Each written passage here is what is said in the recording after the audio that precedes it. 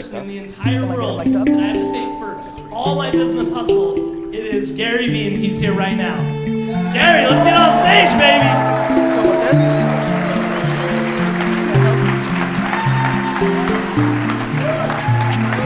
Welcome to Vid Summit, Gary, too. Happy to have you back. Thank you, brother. Yeah. Hello. Hello, Vid Summit. Thanks for having me. So, just having a great sense of like the way people have been tweeting about the event and a good understanding of who's in the room. I actually want to do quite a bit of Q&A today. So, before I go any further, you guys said you had runners. I just want to get a sense, like, where are the runners? And like, I might go into it like 10 or 15 minutes in. So, can Summit crew be ready for me because I'm about to go into it. And so, just raise your hand if you have a question when I open that up. And I want to go questions because ultimately, what I think is super important about when you produce content, when you speak, I think the biggest, actually, this is a great starting point. I genuinely believe that the majority of this room is not achieving what they want to achieve if they're not. So if you're sitting here and you haven't amassed an audience or revenue or whatever might be running through your mind, the biggest thing that I've seen over the last 12 years that I've deeply been paying attention to creators, just to give people context here, it was great to see Rob Sandy, the CEO and founder of vidIQ, who's also the CEO and founder of a company called Vidler, which was the platform that I switched my wine show from, because I started a wine show on YouTube on February 21st, 2006, less than 1 year after YouTube came out. 99% of the videos on YouTube when I started were ripped off content from television or these very quick, less than a minute kind of funny clips of like Mentos in a Coke bottle and things of that nature. I sat down and did a 25-minute show. It was mainly kids and tech nerds. I did a 25-minute show on wine and me tasting wine, and literally for the first 18 months, barely anybody watched it. And so it's interesting for me to like be, at this event, knowing that there's so many people that are creating. But the thing that no question to me is a great starting point is I am blown away how many creators spend all their time being selfish. Like 99% of the emails and DMs and conversations I have in conferences like this are predicated on how to start with how do I get more subscribers? How do I get more engagement? How do I get more money from brands? How do I quit my job and do this full time? How do I? So I will tell you, without knowing most of you in any shape or form, I still will default to that 95% of people in this room will not get to where they want to get to because their entire fucking filter on everything they're doing is 100% selfish. And the only way to actually amass victory in this game, where as amazing it is that we live in a day and age now where you can be a creator and like just live your life and love what you do and make a living, the equal problem is anybody can do it, which creates a very fun dichotomy of supply and demand. This is a simple game of supply and demand. Anybody tomorrow can be a Slimer or a travel vlogger or a business expert or a fucking entrepreneur, right? Anybody can do that. The problem for everybody here is anybody can do that. And then who's gonna get people's attention? The people that are gonna get people's attention fall into a very basic bucket. Number one, the second biggest vulnerability for the creators in this room and the people at home that will watch this is A, it's I. B, it's just not the truth. For me, one of the most interesting things that I watch every day in this space is people think that fake it till you make it is still real. There's so many people posing it because they feel like they have to inflate their backstory or what they're capable of or the advice that they're giving to break out. Yet that is the exact same reason that they won't break out. To me, everybody who's trying to be a life coach or an expert or an entrepreneurial expert, like the amount of people that are entrepreneurial experts but have never built an entrepreneurial thing. Look, I wish I could be a quarterback of an NFL team, but like I can't, and all of you can see that, and it's proven. Unfortunately, with entrepreneurship, It's not proven. You can just put it in your Instagram profile, and thus you are. The big advantage that everybody here, like myself, that's over 40 has, is we've lived through an economic meltdown. We've lived through everything, we lived through, there was one in 01 and 07, so we got too quick, like, you got two, like, that was the worst, like, Jimmy Carter fucked it up, guys. And so, we've lived through it, thus, we anticipate it in a different way that if you're under 32, you can't. Because if you've only lived life professionally in an environment where the economy's been flourishing, you don't realize what happens, which is literally tomorrow morning you can wake up and we can have a Bear Stearns, some sort of event that completely starts the collapse of the economy, and all of a sudden the DMs from a detox tea or from Pepsi or Coach stop. And if your entire money is coming from your audience that buys 22, let me tell you what stops when the economy collapses. People don't just want to buy a $22 t-shirt that has a funny saying on it. Big brands don't want to pour money because they don't have it into the market. And so where I'm really going with this is a couple things. Context is what drives a lot of success. When you read all your comments for all your content, you get context from your audience, and it helps you think about the next place you can go with your storytelling instead of you just being creative and guessing, but you have to put in the work to read the comments. Context in understanding what's happening right now in the global economy. This is all growing, but it's growing during a time of frothy, massive economic growth. So if you're sitting here and your strategy is, I'm going to get off my job and I'm going to get into this, or I'm now making 80K a year doing this, but I'm about to go to $500,000, you have to contextualize the moment we're in. I tell entrepreneurs all the time, and I don't want to razz here, but I want everybody to wrap their head around it. If you're not crushing it right now as an entrepreneur, you suck. This is the easiest era ever to be winning, and you have to contextualize that. So a couple things. You might just start now and you're only 3 months in, you didn't have time to crush it. Fuck. If you've been trying to do it as an entrepreneur for the last 5.5 years and it's not clicking, you need to work for somebody. You want to know what most people's vulnerability is? The reason I always win, every time I enter something else, it's what can I do for you? And not the person that has 11 million, just the person that's right next to me. Because karma and doing the right thing and kindness and being a fucking human always wins in the end. Always.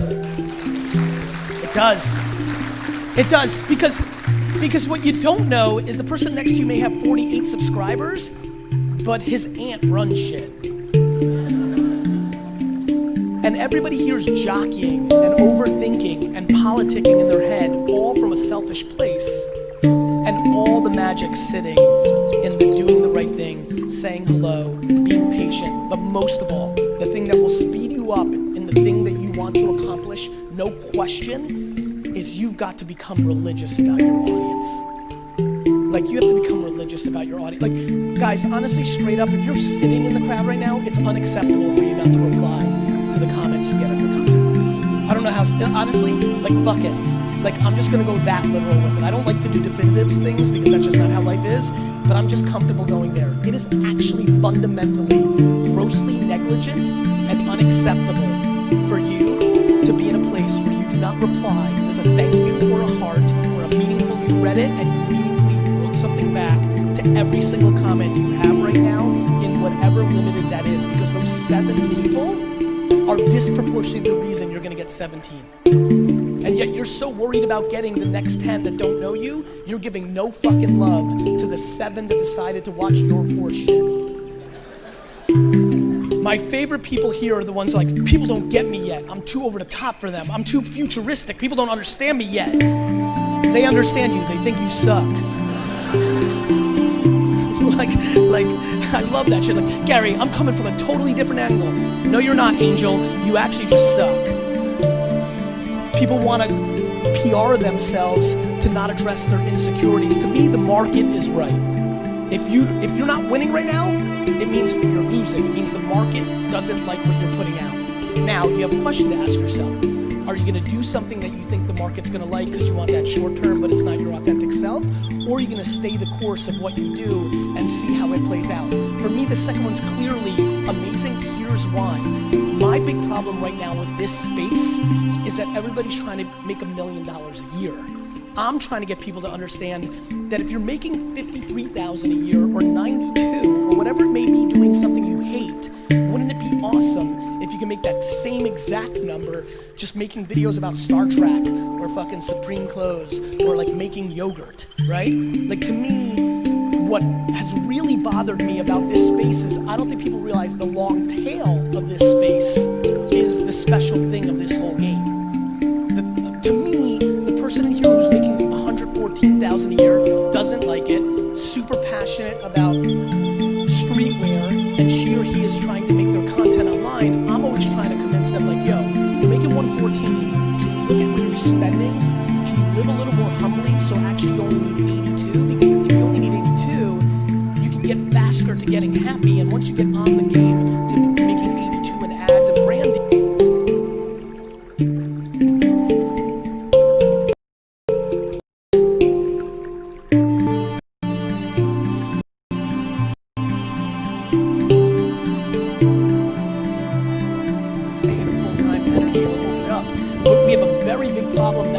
infrastructure costs around ourselves. There's a lot of people here who are like hiring post-production people and a PR person and they're fucking building out a team and they've got no money coming in to look the part. The market decides, not your self-esteem coach. You know what I mean? The market. If you're so good and you're worth $500 an hour as a designer or an editor, that means people are actively paying you. And if you're not, living in an ivory tower in your own fucking head that you're $500 is why 99% of people lose. They buy shit they don't need, which then makes them stuck in their business. It's a fucking evil game. Like having, like you see me talking a lot about move back home, do this stuff. I'm doing it because moving into your in-laws' basement as a man takes a level of humility and confidence that most people don't roll with, but it's going to be the single reason. How old are you? 38. It's going to be the single reason, the core foundational reason that you're going to be happy for the next 70 years. People are literally not willing to take one step backwards to be happy in perpetuity because they're worried their buddies from high school on Facebook are going to make a snarky comment of them living in their in-laws' basement. Go ahead. No, and I mean, that's where I'm at. I have an MBA. I'm a retired Marine. I'm like, what are people going to think? And at some point, I was just like, forget it. It just doesn't matter, bro. Yeah. Like they're not living your life. So, you're right. So, you always say people offer you lunch or coffee or like no value in that way. Yeah, I mean, I don't like when people do it. Like, I hate that people at this point still think they can trick me.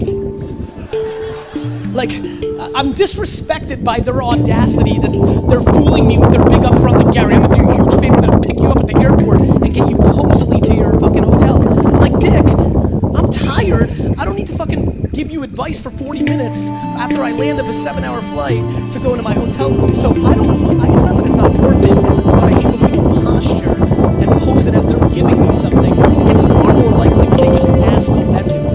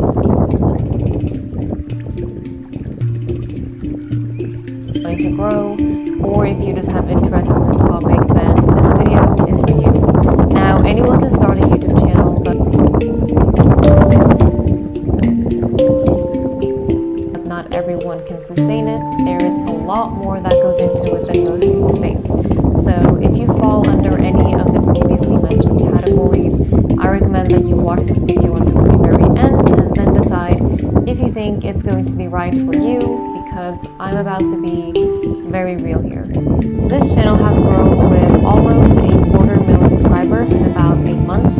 I have been doing this longer than that, but that's when I started uploading consistently and that's when it took off. I did have a few hundred subscribers before that, and I'm about to share with you some of the things that I have learned on the way here. And the reason I want to do this video in the first place is because I've never been happier doing anything else in my life. And I think doing this kind of saved me in a way, as dramatic as that sounds. And I just want anyone who considers doing this not to let this opportunity slip right through their fingers. This video is also a good opportunity for you to promote your getting started, what gear to use, growing an audience, making money, mental health, and some final words. Now let's start with getting started, and I would like to split that one into not to let this opportunity slip right through their fingers. This video is also a good opportunity for you to promote your channel, but we will get to that later. Now, I would like to put this video in mental health and some final words. Now let's start with getting started, and I would like to split that one into timing, time, and fear. I would like to start by debunking some of these stages that you might know. At least doing it full time is a business. So what I'll be talking about here is very much applicable to other businesses as well. So let's start with timing. It's too late to start a YouTube channel. There are already too many YouTubers out there. It's absolutely not too late to start a YouTube channel. Newbies blow up all the time. More people than ever are watching YouTube, and there is so much more information out there now than there's ever been on how to run a channel. So I actually think it's easier now. Like I said, I started uploading consistently not even a year ago, and I am making a better living for myself now than I did back then with my full-time job, with university degrees. And that's not to say that that is going to be the case for everyone, absolutely not, but that is just to tell you that it is possible. And yes, there are thousands and thousands of YouTubers, but none of them are you. It's kind of like making friends in real life. Like, yes, there are millions of people, probably a few hundred or thousand in your town at least, but even if you were to meet everyone, you wouldn't click with all of them. You would probably only click with a few. And it's kind of the same thing with YouTubers. Yes, there are thousands of YouTubers who we as viewers could be following, but we will only feel that connection with a few, and those are the ones that we choose to follow.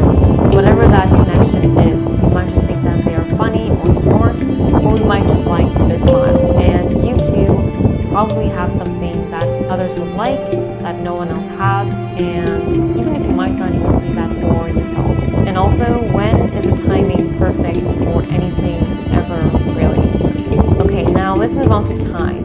I don't have time. So time is about priorities. So technically, I did not have the time for YouTube when I was working my last job, but I took every little moment that I had to try and make this happen. I gave up any social life that I had, which wasn't much, but I gave it up. Everyone around me started calling my desk my cave because that is where I would spend all of my awake time. I just made it a priority over everything else, and no one added an extra hour to my day. I just made that time. But if you feel like other things in your life are too important to give up, or if you are not able. My name is Abhinanda Sarkar, and I serve as the academic director for the program. With 1.5 lakh vacant data science job openings in India this year, professionals can build rewarding careers in data science if they have the right skills and a good educational pedigree. To address the lack of high-quality master's degrees in the rapidly growing data science field, Ansal University, Gurgaon's top-ranked university, and Great Learning are offering an able to make sacrifices, then fine. You might not have the time, and this might not be for you.